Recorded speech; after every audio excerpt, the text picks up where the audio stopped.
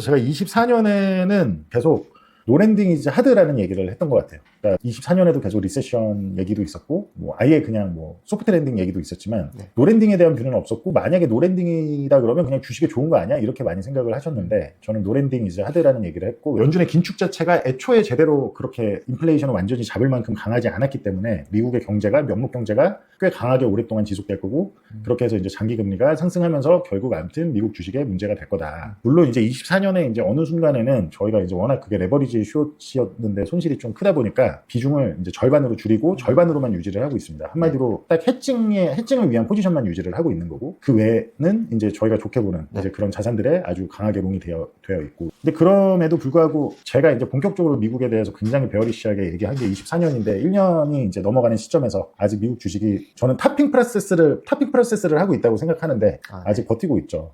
뭐 그래서 아무튼 그 와중에 뭐 원자재 같은 경우도 실제로 그 원자재, 중국, 뭐 귀금속 이런 게 많이 살아났고 24년에 제가 여기서 보면 원자재 조정도 하필이면 23년 말부터 24년 초까지 중국 원자재 이런 것도 크게 조정을 받았습니다. 근데 제가 그때 이제 프루팅에 썼던 내용이고, 정말 원자재나 중국이나 그때가 진짜 중국의 마지막 바닥을 줬었어요. 24년 1월에. 그래서 이제 매수를 해라. 그런 내용들을 많이 적었던 것 같아요. 실제 그래서 뭐 원자재 ETF가 됐던 뭐 이것저것들이 많이 상승을 했고, 중국이 정말 많이 상승했죠.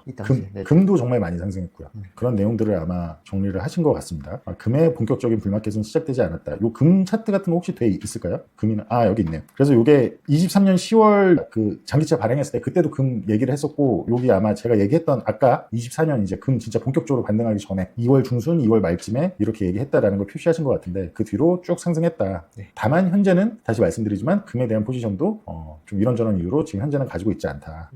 이거는 현대중공업 차트네요. 네, 현대중공업 저희가 진짜 여기서 얘기했는데 이렇게 올라갔고, 다만 저희는 제가 알기로 다 못 먹었습니다. 네, 좀 아쉽네요. 아쉬운 게 있고, 그리고 그 원자재 다 얘기했던 것 같아요. 그리고 그 뭐 여기 밀 같은 것도 오를 거다 해가지고 이렇게 상승했다라는 거를 얘기를 하시는 것 같고, 항생테크 인덱스 여기 있네요. 아무튼 뭐 항생은 워낙 지금 많이 오른 거 다들 아시니까. 그 안에서도 그게 좀 장기적인 상승이 이연이 되더라도 제가 말하고 싶은 거는, 이런 어떤 플럭추에이션 바닥에서 이렇게 다지는 구간이 있잖아요. 그럼 그 바닥에서 사야 된다라고 저는 얘기를 하는 스타일이라는 거죠. 실제 투자 스타일도 그렇고. 꼭 제 스타일이 맞다는 얘기는 아닙니다.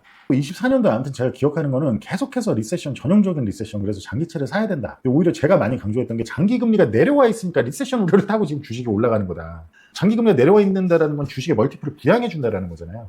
근데 자꾸들 다들 리세션 얘기를 하니까 이거는 아주 잘못된 거다라고 얘기를 했던 거고, 지금 그분들이 말하는 리세션은 훨씬 더 올라온 상태여야, 그리고 그게 어느 정도 유지가 돼야 시장의 리퀴디티가 빠지고 웨스 이펙트가 빠지면서 오는 거지, 지금 상태에서는 절대 올 수 없다라는 거를 굉장히 강조했던 것 같아요. 그때 당시 채권 시장은 왜 그렇게 생각을 했어요? 왜냐면 자, 생각해보면 우리가 과거 10년, 15년, 그러니까 리먼 사태 이후부터 현재까지 생각을 해보시면 계속 거의 다 제로금리의 시기에 살았잖아요. 그쵸. 아주 디플레이션 압력이 강한, 팬데믹 이전까지는 디플레이션이 압력이 강한 시기였다 보니까 제로금리가 일상이었어요. 기준금리는. 맞아요. 장기금리는 연준이 심지어 양적 완화를 해서 돈을 찍어서 장기국채 사주면서 장기금리는 계속해서 이렇게 내려와만 갔고요.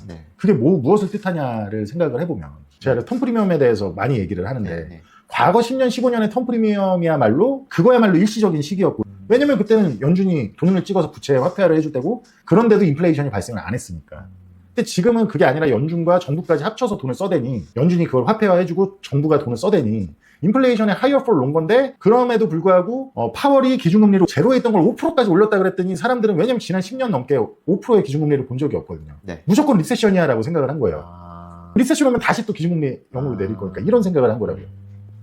근데 제가 계속 강조했던 거는, 아니다, 실질금리 기준으로 생각했을 때 인플레이션이 9%까지 가고, 인플레이션이 평균으로도 지금 근원이 뭐 4, 5% 이렇게 있는 상태고, 뭐 통화 유통속도하고 통화량하고 이런 걸 감안하면 여전히 이렇게 떠 있는 상태에서 저 정도의 기준금리 가지고, 심지어 실질금리 기준으로 치면 거의 마이너스인 경우가 그렇게 많았는데, 명목이 아니라 실질로 봐야지 과거 15년 동안 제로금리였다고 이게 제로에서 뭐 갑자기 5% 갔다고 이게 리세션이 오는 게 절대 아니다. 첫째는 그랬고, 둘째는 팬데믹 이후에 많은 기업과 민간이 다 제로금리 정말 쌀 때, 팬데믹 때 그때 특별대출을 받아서 다 장기금리로 락인을 시켰기 때문에, 모기지도 그렇고, 미국은 특히 단기금리가 아니라 장기금리에 묶여있는 경제다. 근데 자꾸 이미 그냥 기준금리 잠깐 5% 갔다고 리세션 온다고 다들 장기금리, 장기국채 사서 장기금리가 3%대에 머물고 있는데 어떻게 리세션이 온다는 얘기냐는 거죠.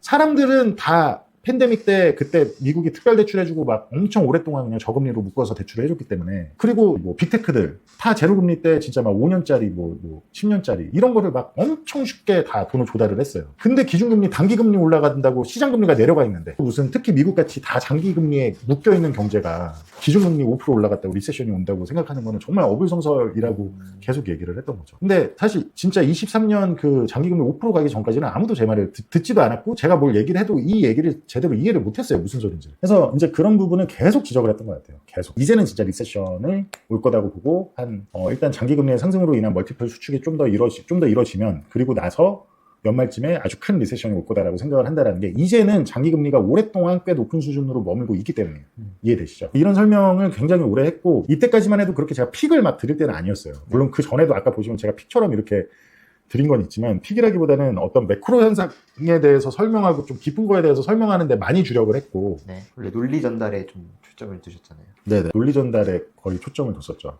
네, 맞습니다. 그래서 여기도 계속 제가 장기국채 24년 5월에도 구리금리를 다시 얘기하면서 장기국채가 계속 위험하다고 얘기를 했던 거고 금하고 은은 뭐 좋다 이런 거를 제가 차트를 통해서 보여드렸던 내용이신 것 같네요. 24년 6월에 여기가 이제 7월에 엔캐리 총산 풀리면서 이제 정말 주식이 급락했었잖아요. 네. 24년 7월에 기억나시죠? 네, 맞아요. 그때 이제 바로 한 2주 전에 엔화가 좀 폭등할 기미가 보인다 하고 제가 시그널하고 같이 올렸던 그겁니다. 그래서 좀 조심해야 된다라고 했었던 내용 같아요. 네, 그래서 실제로 그때부터 엔화가 어떻게 올랐는지를 보여주는 것 같네요. 흰색이 엔화고 보라색이 뭐죠? 그 S&P 500. S&P 500. 그래서 실제 엔화가 많이 오르면서 S&P 500이 이때 엔캐리 문제가 생기면서 빠졌었죠. 그리고 이때 사실 옵션도 제가 했었는데 그거는 좀 이따가 나오면 하는 걸로 하시고 아래 보시면 칼럼 마켓이라고 네. 그때 당시에 7, 8월에 하락이 진짜 전형적인 리세션처럼 근데 하락이 나타났어요. 엔캐리 청산이 풀리면서 장기금리도 굉장히 크게 하락했고 그러니까 장기국채 가격이 오르면서 주식이 빠지는 그러니까 정말 그때 시장에서는 다 드디어 올 것이 왔다. 전형적인 리세션이다 했는데 제가 이때도 강조한 게 이거 잘못된 거다. 제가 보기에 현재 시장은 정작 두려움을 느껴야 될 공포가 아닌 잘못된 공포를 느끼고 있습니다.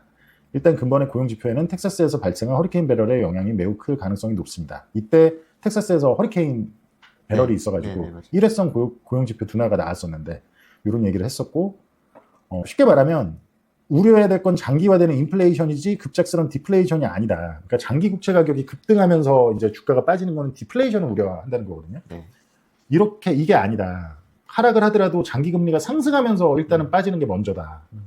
그 부분을 강조를 했던 것 같아요. 그래서 이거는 좀 잘못된 컬러가 바뀔 거다. 하락의 컬러가. 여기에 이제 그런 내용을 썼던 거네요.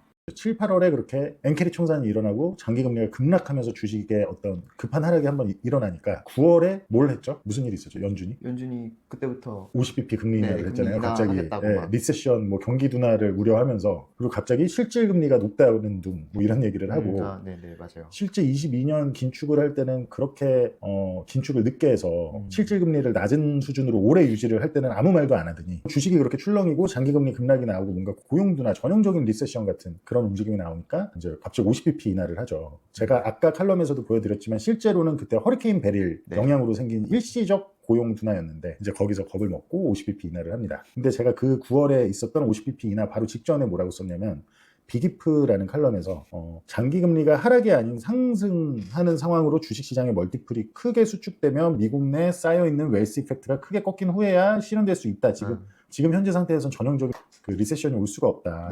허나 우리가 미래에 걱정해야 할 것은 여전히 디플레이션이 아닌 인플레이션이라면 그때 당시 연준이나 시장은 다 디플레이션을 두려워했지만 사실은 우리가 걱정해야 할 것은 지난 2년 연준의 과도한 긴축이 아닌 부족한 긴축이었다는 것이 드러난다면 향후 시장은 어떻게 전개될까? 그리고 애초에 제대로 긴축된 적 없는 파이낸셜 컨디션 인덱스를 통해 알 수 있듯이 여전히 시장에는 유동성이 켜켜이 쌓여있다.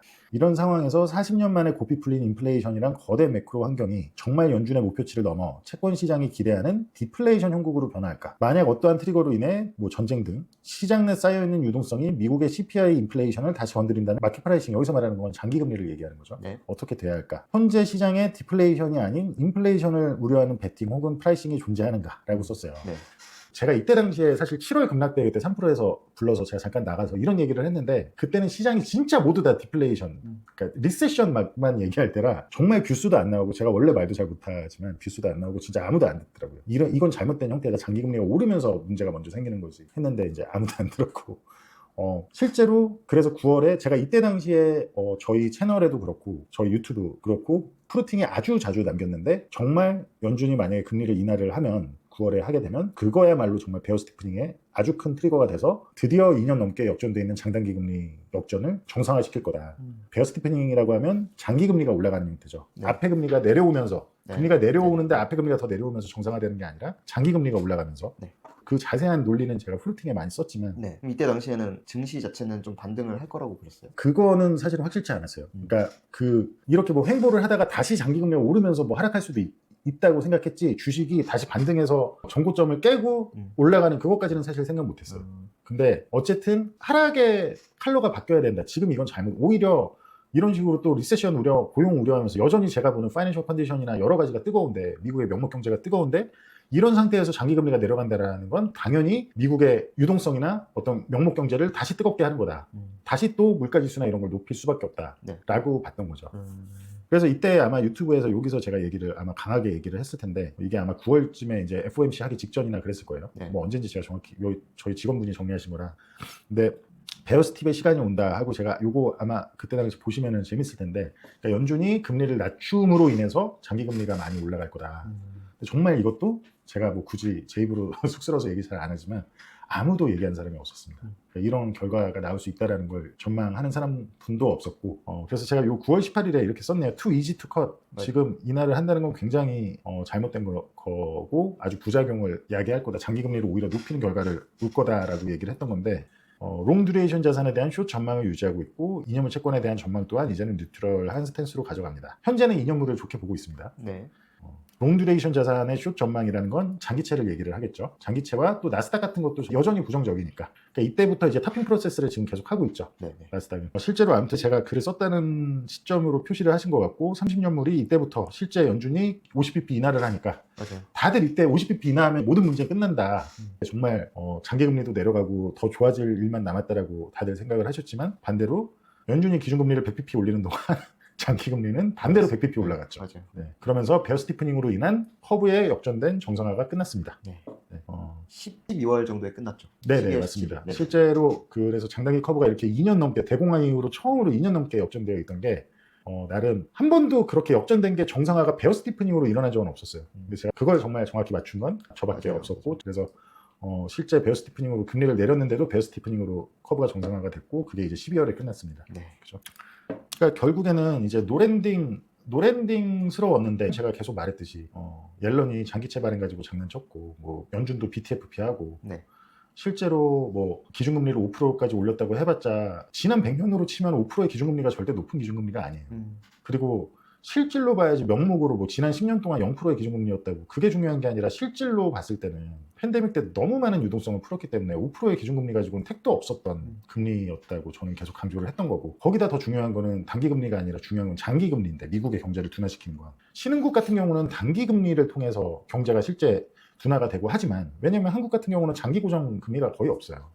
뭐 30년짜리 부동산 모기지라고 해봤자 10년짜리라고 해봤자 다 변동입니다. 고정은 처음에 몇 년인가 밖에 고정 안 되고 실제는 다 변동이에요. 정말 미국처럼 그렇게 장기 고정이 있는 나라가 많이 없습니다. 그러면 당연히 미국은 장기 금리에 묶인 경제인데 좀 더 하이어 폴 롱거의 인플레이션과 좀 더 높은 금리 정상의 시대로 돈의 값이 어느 정도 있는 게 정상이죠. 그죠? 네. 짧게 빌려주는 것보다 멀리 빌려줄 때 더 많은 이자를 받는 게 정상이잖아요. 리스크가 있습니다. 네, 그런 상황이 온다라는 걸 얘기를 한 거고 그런 상황에 맞춘 매크로 투자를 해야 된다. 그런 상황에 맞춘 매크로 투자라면 결국에 이제 지난 0.년 15년 많은 분들이 노말로 알았던 그 기간에는 미국과 미국의 성장주가 제일 좋았으나 이제는 이제 미국보다 신흥국이 많이 좋아지는 그런 큰 로테이션이 올 거다라고 얘기를 계속 해온 게 제 어떤 큰 주제라고 생각을 하시면 될 것 같아요. 아무튼 이거는 이제 최근 내용들인 것 같아요. 그래서 중국은 뭐 부양책만 가지고 뭐 움직이는 게 아니다. 중국은 이미 9월에 이제 이렇게 올랐을 때고 제가 요런 때 다시 중국을 프루팅에서 사라고 했다. 아마 그 얘기를 넣으신 것 같은데 이쯤에 한번 얘기했고 여기서도 분명히 제가 요때 왜냐면 저희 오레셋에서 더 추가를 했거든요. 네. 요때 더 추가를 했습니다. 장기 투자라고 하더라도 늘 어떤 그러면 충분히 살 수 있는 기회를 계속 주거든요. 맞아. 그런 때 바닥에서 사야 된다라는 게 이제 보통 저희 프루팅이나 오레셋을 운영할 때 좀 철학이기도 하다라고 말씀을 드리겠습니다. 그러니까 이제 어떤 고객분들은 너무 쌀 때까지 기다리기만 하는 거 아니냐. 그러니까 약간 스크루지처럼 뭐 이렇게 생각하실 수도 있는데 저는 어쨌든 투자라는 게 싸게 사서 비싸게 팔면 끝인 거잖아요. 결국에는. 예. 굉장히 좋은 기업과 좋은 주식은 다르게 생각해야 된다. 이 말을 꼭 명심하셔야 된다라고 저는 생각을 합니다. 좋은 기업이어도 비싼 주식이라면 그거는 투자를 하면 안 된다라고 저는 보는 주의고 코스피 저렴하다고 제가 24년 말이랑 뭐 이렇게 얘기했다. 이거 유튜브에서도 얘기 많이 했으니까 맞아요. 실제 최근에 코스피도 많이 올랐네요. 그래도 네. 코스피 많이 올랐어요. 잘 가고 있고 그리고 이제 요거는 전에 제가 한번 최근 한 달 것만 했을 때도 했던 내용 같은데 유가 늘 이렇게 이게 이제 연결 선물 만기 보정의 200주 이평선이거든요. 여기 보이시네요. 이렇게 요 검은 선이. 네. 여기가 핵심이라고 제가 이때부터 계속 얘기해서 요럴 때 내려오면 계속 사라라고 했었고 이게 거의 이런 식으로 횡보를 하면서 계속 이 선을 터치를 했었어요. 바닥마다 사라라고 했고 요때가 이제 진짜 마지막인데 유가의 갈림길에서 많이 오를 거다 하고 아주 상세한 좀 시그널이나 지표들도 같이 첨부를 했었고 그 뒤로 이렇게 그냥 한 번에 20% 넘게 80불까지 상승을 했었죠. 맞아요. 한솔 씨가 그래서 저희가 실제 24년부터 어느 순간에 대표님의 뭔가 미국에 대한 워딩이 굉장히 좀 강하게 베어리시해졌다. 그게 이제 실제 어쨌든 해칭으로라도 저희가 포지션을 들고 가니까 이제 더 그런 측면이 있죠. 근데 실제로 여전히 그 뷰는 동일하고 지금 24년 연말부터 아마 지금까지 좀 미국 같은 경우는 좀 이렇게 계속 횡보하는 구간인 것 같아요. 네. 저는 개인적으로 타핑 프로세스라고 생각을 하는데 네. 어쨌든 거기에 이제 굉장히 중요하게 제가 여기도 써놨는데 12월 2일이네요. 이제 10년이 4.5 레벨 위면 그때부터 계속 주식이 안 좋을 거다. 네. 그래서 4.5 위로 갔을 때. 그래서 다만 이때가 9월에 이제 연준의 50bp 금리 인하가 있고 시장 자연적으로 베어 스티프닝이 되면서 금융시장이 오히려 긴축이 된 거잖아요. 네. 왜냐면 제가 계속 얘기한 게 장기 금리가 상승해야 긴축이 되지 단기 금리 상승만으로는 긴축이 안 된다. 네. 미국의 경제 같은 경우는. 그런 점에서 제가 여기 써놓은 게 있는데 만약 연준이 금리 인하를 일시 중지하고 아주 매파적인 점도표를 시장에 내비친다면 어쨌든 시장은 느리고 보다 안정적인 정상화로 향해 갈 수 있다. 그러니까 이때가 이제 12월에 FOMC 전이었죠. 네. 이미 네. 장단기 금리의 정상화는 끝날 때 무렵이고 네.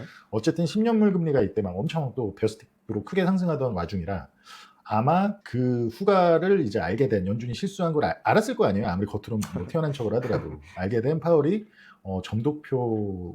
점도표가 됐든 실제 어떤 성명문이 됐든 인터뷰가 됐든 외파스럽게 변할 것 같다. 그렇게 변해야 일단 일시적으로라도 장기 금리가 안정이 될 수 있을 거다라고 얘기했던 부분이고 네. 실제 그 이후에 12월 FOMC부터 굉장히 매파적으로 바뀌었죠. 맞아요. 17일에 이때가 이제 10년 3개월 베어 스티프닝으로 정상화가 다 완료가 됐다고 쓰신 것 같고 이런 상황에서 이제 12월 17일에 썼던 연말이죠. 완전히 24년 연말 코모디티 브라질이 이제 코모디티 사이클에서 큰 수혜를 입고 뭐 중국이나 신흥국이 정말로 이제 갈 거다. 이제 진짜 크게 반등할 시간이 왔다. 네. 왜? 베어 스티프닝으로 인한 커브의 정상화가 끝났는데 커브가 역전된 기간 동안에 이런 신흥국이 제일 안 좋았거든요. 오히려 역전된 기간에 미국 증시만 좋았었는데 이 부분에 대한 매크로에 대한 해석이 왜 그렇게 되는지는 풀팅에 자세하게 있으니까 그렇게 참고를 하시면 될 것 같습니다. 그래서 유가 콜해서 이렇게 80불 올랐다가 요 단기적으로 요 고점에서 또 팔고 나온 거 제가 얘기했다 그랬잖아요. 네. 유튜브에서도 유튜브에서도 네, 얘기했고 네. 얼마 전에 했던 얘기라 맞아요. 항상 그 저희 새로 편입한 게 여기였네요. 여기라고 네. 표시를 하셨네요. 맞아요. 정말 바닥에 추가로 좀 더 잘 샀죠. 그 전에 중국 위안화 그리고 금에 대하여 여기 요 페이지 있잖아요. 네네. 저기에서 이제 추가 가능 조정폭은 최대 5% 정도 남았다라고 언급하셨는데 실제로 4.3% 딱 내려 꽂고 그 다음부터 반등이 그런가요? 이런 거 챙겨주셔서 감사합니다. 제가 모르고 그냥 또 넘어갈 뻔했네요. 1월 8일에 제가 여기서 항생테크 기준으로 추가 가능 조정폭은 최대 5% 정도 남은 걸로 보이니 현 레벨부터는 다시 부족한 물량이 있다면 추가 매입해야 좋은 구간이지 중국 증시에 대해 걱정할 구간이 아닙니다. 맞아요. 그리고 실제 오레셋에서 여기서 더 샀죠. 맞아요. 그래서 4.3% 하락 후 반등했다. 요거 표시해 놓으신 거구나. 네, 맞습니다. 감사합니다. 얘기해 주셔가지고. 정말 그리고 이제 대급등이 지금 나오고 있죠. 맞습니다. 지금 또 조금 단기적으로는 과열스러워 보이긴 하는데 어쨌든. 그리고 유가의 단기 변동 리스크 1월 16일에 올해 1월 16일에 이렇게 표시하면 꼭 여기 어디서 판 것 같잖아요. 요 정말 고점에서 팔았습니다. 여기 바닥에서 사라고 했다가 올라갔는데 요렇게 전체로 하면 꼭 여기서 판 것도 같지만 그게 아닙니다. 요 끝에서 팔았습니다.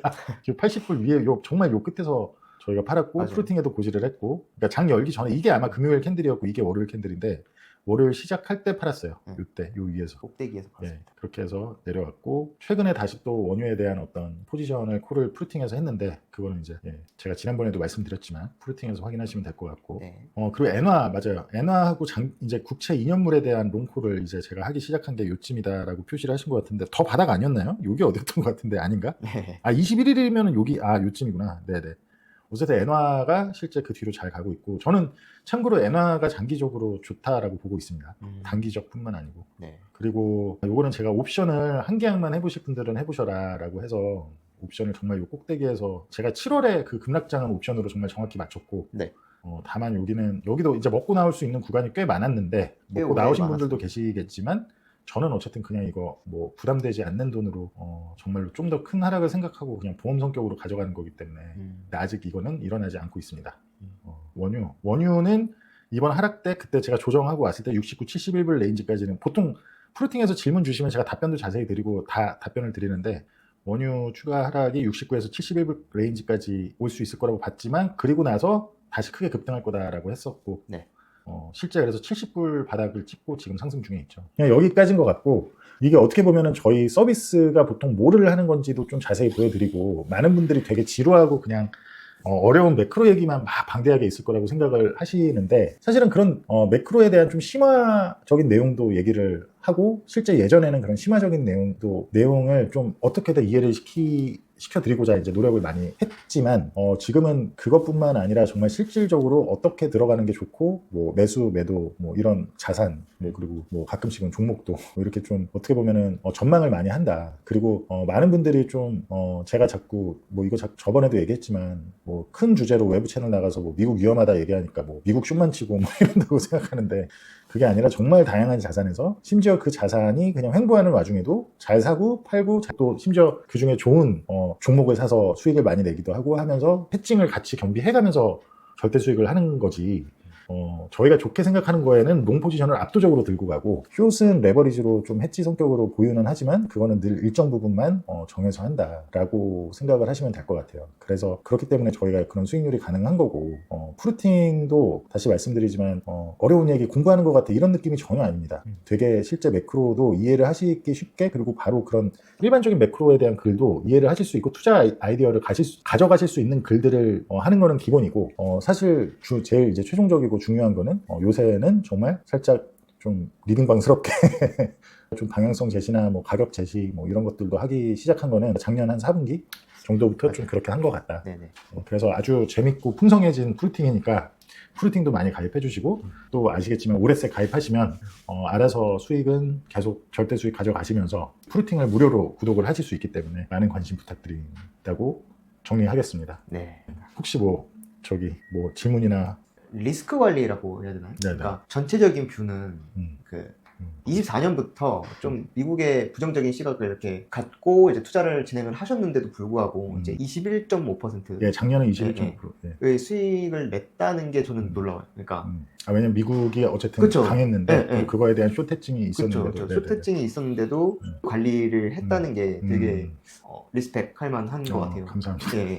그 리스크 관리 혹시 네네. 꿀팁으로 리스크 관리요? 어떤 식으로 리스크를 관리하고 멘탈적으로도 굉장히 힘들 것 같거든요. 그거는 이제 예를 들어서 내가 가진 뷰가 틀리더라도 수익이 나는 자산이라는 거는 보통은 같은 자산군들 안에서 롱숏이라는 게 어쨌든 같이 주식이잖아요. 중국 주식도 주식이고 미국 주식도 주식이고. 네. 근데 중국은 너무 바닥이었기 때문에 더 이상 밸류가 내려갈 수 없다고 했기 때문에 강하게 롱이었던 거고 미국은 어쨌든 밸류가 너무 비싼데 저는 계속 장기금리가 가져올 어떤 멀티플 수축을 굉장히 위험하게 봤기 때문에 이제 숏이었던 건데 네. 어떤 방향으로 쏠린다라고 주식이 올라가는 방향으로 간다라고 한다라는 거는 아무리 뭐 유튜브에 중국이 망한다고 도배가 되더라도 확실한 건 밸류만 제대로 측정할 수 있다면 그 밸류에선 무조건 미국이 올라가는데 중국은 떨어진다는 할 수 없는 밸류라는 거를 너무 강하게 알았기 때문에 전혀 그런 건 걱정을 하거나 스트레스 받은 적이 없습니다. 특히 또 그러기 위해서는 이제 매크로 환경이 어느 정도 전망이 되고 이게 이렇기 때문에 이렇게 흘러가는 거라는 걸 알 수가 있기 때문에 매크로를 보는 사람들은 그런 거를 생각을 한다면 당연히 뭐 23년과 같이 23년은 어쨌든 중국하고 미국이 디커플링이 났었잖아요. 네. 신흥국하고 미국이. 네. 그게 이제 어떤 미국의 예외주의, 미국만 우선주의 이런 게 있었는데 그 부분은 당연히 자연히 해결해서 될 수밖에 없다라는 걸 알았고, 특히 지금은 이제 조금 중국도 너무 많이 올라가서 이제 미국이 크게 하락하기 시작하면 중국도 좀 조정은 받을 수 있다고 보지만, 그렇게 바닥에 있을 때 정말로 저희가 중국을 많이 샀던 24년 1월이든 23년에 뭐 정말 바닥 때든, 그때는 만약에 미국의 붕괴가 언제든지 온다 그래도 중국은 반대로 디커플링이 될 가능성이 매우 높다라고 생각하고 있었어요. 그리고 그런 것뿐만 아니고 매크로 펀드나 매크로 이런 절대 수익 투자는 좋은 게 주식만 하는 게 아니잖아요. 장기 금리에 대한, 뭐 장기채에 대한 숏도 하고, 뭐 금에 대한 롱도 하고, 원자재 같은 경우는 주식하고 정말 완전히 별도로 움직이는 경우가 많은 자산이기 때문에, 원유 같은 거는 완전히 독립적인 자산이죠. 농산물도 그렇고. 그런 식으로 다 각자 역할들이 있단 말이에요. 포트폴리오를 짤 때 그 역할을 생각하고 비중까지 계산해서 하는 거라 그런 두려움은 전혀 한 번도 있은 적은 없습니다. 네, 여기까지 하실까요? 네네. 오늘 말씀 잘 들었고, 네네. 25년 더 파이팅하고 정진하는 프리츠 투자자문이 되는 걸로. 맞습니다. 좋아요, 구독 한 번씩 눌러주시고요. 오늘 말씀 잘 들었습니다. 네. 감사합니다. 감사합니다.